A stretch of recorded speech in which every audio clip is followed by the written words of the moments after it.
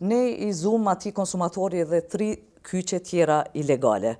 Pra e vidh dhe ujin nga 3 anët. Po më intereson me ditë për anës të ju, çka është duke ndërmarrë kompania për me parandalu kish përdorimin apo vjedhjen edhe të ujit? Po, parandalimet tona zakonisht ndodhin në stinën e pranverës, para se të hymë në sezonin e verës, ato janë të përditshme. Mirë po, tash kemi hasë në konsum të lartë të ujit, dhe në konsum nuk hyn vetëm shërbimi i ujit për nevoja shtëpiake, por hyn edhe shërbimi i ujit për nevoja tjera që nuk janë shtëpiake, pra për si që janë lidhjet ilegale. Lidhjet ilegale është forma më e rënde keq përdorimit të ujit pishëm, sepse kjo përveç se dëmton sistemin e rrjetit të ujësjellësit, dëmton edhe konsumatorët që ndoshta janë të rregullt në pagesa dhe kanë mungesë të ujit pishëm. Pra lidhjet ilegale ndikojnë drejt për drejt në furnizimin me ujë të pishëm. Një rast që e kishim këto ditë, ishte një ndër rastet më të rënda që e kemi pas, përveç borxhit mbi 1.000 euro që kishte konsumatori, që nuk kishte paguar asnjëherë për shërbimet e ujësjellësit, ne i zum atij konsumatori edhe 3 kyçe tjera ilegale.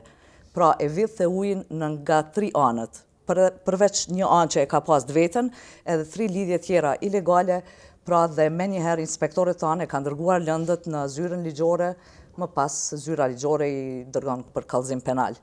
Sipas kodit penal të Republikës Kosovës, vjedhja e ujit të çfarëdo forme dënohet, siç e tha edhe zoti prokurori, me burg deri në 3 vjet, ishte neni 314, por do ndërlidhesha edhe me raste sociale, që do ndërlidhesha me prokurorin, sepse ne raste sociale në ujësjellësin e Prishtinës nuk janë të liruara nga pagesat për shërbimet e ujësjellësit, por ne kemi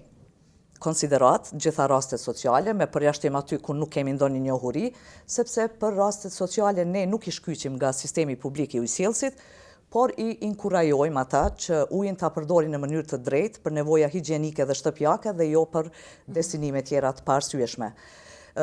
Po ashtu te kjo procedura e ndërmjetësimit, kjo është një gjë shumë e mirë, mendojmë ne se e lehtëson edhe punën e gjyqtarëve dhe prokurorëve, por ndoshta është një lehtësim për palët që dëmtojnë infrastrukturën e rrjetit të ujësjellësit apo rrjeteve tjera të shërbimeve publike, dhe ndoshta më e mirë kishte me qenë që kur personat merren me vjedhje të tilla